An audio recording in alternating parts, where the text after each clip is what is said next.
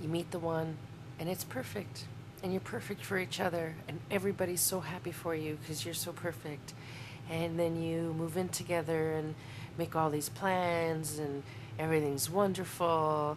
And then every single time the bastard isn't working or out or whatever, he's in front of a fucking video game.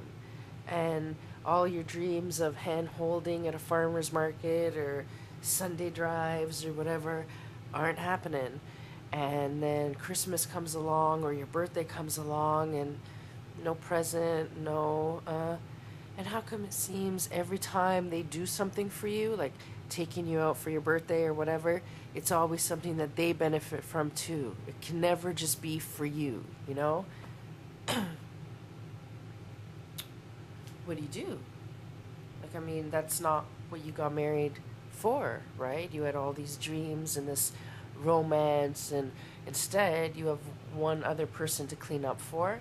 Getting married essentially has only created more work for you. And why are you even here? Because it's certainly not what you intended it to be. And your partner's not participating. So you're at home alone, even though there's someone right next to you, and you're not doing anything anymore. Now what? Well, I'll tell you. Maybe you gotta leave. Not everybody's meant, to be together, and if the other person doesn't want to live a life, then maybe you should go. Or you can kind of make the best of it. And there's a freedom in having a drip spouse that a lot of people take for granted. And I'll tell you why you're taking it for granted. Because you're not self-actualized. So what you've done is you've put your internal fulfillment into this marriage or into this other person, thinking they're going to fill this void. Because it's sweeter to go to a farmer's market together and be romantic than going to a farmer's market alone. So the whole point of getting married, maybe, and you've had these fantasies that aren't quite manifesting themselves. Well, you kind of, if you can embrace that, you get to be single and you get to put up your own boundaries. For example, and I'm being very candid here, right? I'm a Christmas freak, and for me, that's really, really important. And my husband is a bit of a bah humbug. Not so much anymore, which is, here's my hope, or what I'm trying to show you, because now we've been living together for 7 years, right? And when I first met him, not only was he bah humbug, he was like, I'm offended by Christmas, I don't do Christmas, and, whatever, because he always had to put a religious connotation on it. Why can't it just be Christmas? You know what I mean? Like, whatever. So, over the years, it's contagious. You can't live with someone like me that's like Christmas crack crazy and it not rub off. So now we have awesome Christmas traditions. So it gets better. That's what I'm trying to say. When you let go of your old expectations and your old whatever, it gets better. Because what was supposed to be there, or what the self-actual, because remember, you went into this needy. That's not a good thing. That's your beef. When you bring a problem into a relationship, like an internal unresolved thing, that person can't fix it. So as long as you're fucked up, you're fucking things up, right? So once you get that shit out of the way and you're like, you know what, I'm just gonna live for me, because that's what your spouse is doing. If he's not into Christmas, why should he fake it? If he doesn't do birthday presents, it would be a lie of him to go buy you something just because you're gonna get pissed if he doesn't. So it's not even sincere, so why would you want it anyway? But the same way they have the freedom to say no to something that would break your heart, that should be your wake up that, oh, I don't either. So if he's not going to go out of his way for me to do something I don't want to do, then I don't have to go out of my way to do things that I do. You don't like Christmas? That's okay, because I really don't like sucking dick. So I don't care that it's pretty. I don't like it. I'm not sucking it. I'm fucking 38 years old. I'm not sucking anybody's dick. Period. I'm done. Fuck that. I'll outsource that shit. Here's $60. Find yourself a nice girl and have fun. I'm just, and it's been liberating. That something that simple liberated me. And then when I was able to work out a negotiation that liberated my spouse from that angst or whatever, like for example, the present thing, my husband, God bless him, because a few times he's really tried and he's fucked up. Although he did good Christmas. But Christmas, he did good Christmas in a cop-out sort of way, because I have a favorite store, Shanty Baba on Queen West. And it doesn't matter what you buy me from there, I'm going to like it. Just pick anything. You could literally walk into that store blindfolded, spin around 3 times, and grab the first thing you grab, and I'm probably going to love it. And he knows that he can go there at any time, which him and my father-in-law both went at the last minute last Christmas, and here's our budget. It's Christmas. What do we give her? And the guy hooked them all up, and it was beautiful. And I was so happy. Even though they copped out, I was happy. But the point is, a few years back, I never would have got a present from him. And the deal I made was, look, I'm going to let you off the hook. I'm off the hook. I'm not doing any dick sucking anymore. I don't like it.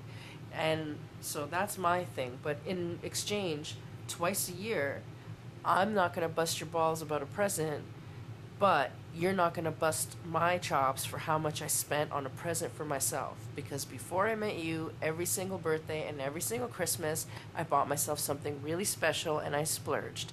And you don't do it for me, so I'm going to continue doing it for myself. And that took so much pressure off him that I started getting presents. Not a lot. But he started doing special stuff for me, which was something he never did before.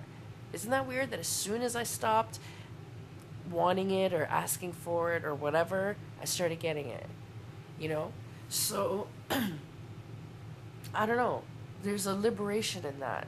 Twice a year I go crazy, and and spend money on myself, and he doesn't say anything, and it works out, and he's never in trouble, and I'm never disappointed anymore. And things like the farmer's market, I do it for myself, or I create that experience with others. He's not the kind of guy that likes to go for tea. Before my injury,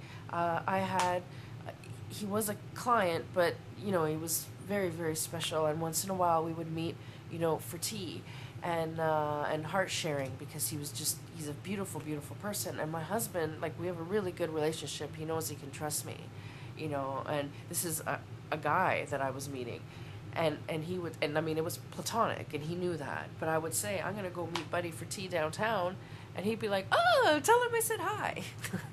You know what I mean? I even went camping one year with another male friend of ours, and I spent the night with him in camping, and my husband, sure, just let me know you're safe in the morning. So once you free each other to be and do your own shit, that really, really, really takes a lot of pressure off. My husband's free to say no to anything at any time, and sometimes I worry about him. It's not like I'm mad if he says no because my ego or whatever. I worry that maybe he's in a rut or whatever. But he can say no to anything, and then I just do it anyway by myself. And there's freedom in by yourself too, especially when you're married. Oh my God, trust me. When you're married, you want time alone. Of course you do, right? So you get these self-indulgent days. I'm gonna go to the farmer's market. I'm gonna bring my camera. I'm gonna buy myself a latte. I'm gonna eat a fritter and just chill out. And I'm not gonna hear anybody complaining, or can we go home now? Or why are you buying that? Or you know what I mean? You're on your own. You're doing what you want, whenever you want. Or you have room to do other things with people that you love. My father-in-law, for example, we really get along really well. And we do lots of stuff because he likes to do the stuff I like to do. So we leave at 6 o'clock in the morning and go to St. Lawrence and grab a latte and watch the sunrise, and walk around or whatever. I think I'm going to get my husband to leave the house at 6 in the morning to get a latte downtown. It's never going to happen. But I do it with my father-in-law, and those are going to be precious memories one day, So, I don't know. I think people need to chill out, stop putting so much expectations on one another, get rid of all what you read somewhere or saw in some stupid fucking movie, become self actualized and do shit for yourself, and then you're free to do shit for your partner, that's sincere, and then it's beautiful. It's beautiful. I'm not telling you to put up with an asshole, you know, but you can turn an asshole into somebody nice. My Christmas tradition at home, my husband really likes Christmas movies, so that made it really easy. So starting November 1st, we have this huge collection. Starting November 1st, every single night after dinner, we watch a Christmas movie together. And we do that from November 1st to Christmas Day. So that's our Christmas tradition. And that's like a long time to be dedicated to Christmas. But you start, then I decorate and get the scented candles out for our Christmas movie, and we have our Christmas snacks and whatever. And it's a really wholesome, really good time. So you have to, if you're going to share your life with someone, you have to share the joyous moments too. That's, like I wasn't that big on Christmas movies, but that was something he was really into.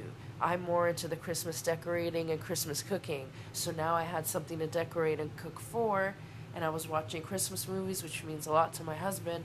And now for my husband, Christmas is a big deal, where before he was anti-Christmas.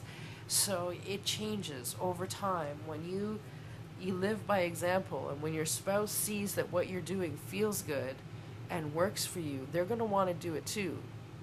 It's just a matter of time. I get that boy up for a 6 o'clock latte. Trust me, I'll get it on video when I do. And again, I don't have the expectation of that, so don't think I'm here plotting on how I'm going to get the man up at 6 in the morning. It's not like that.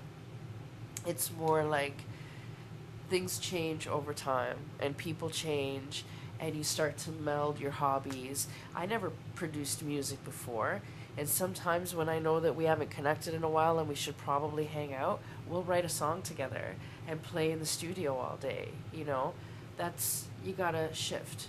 You gotta do stuff.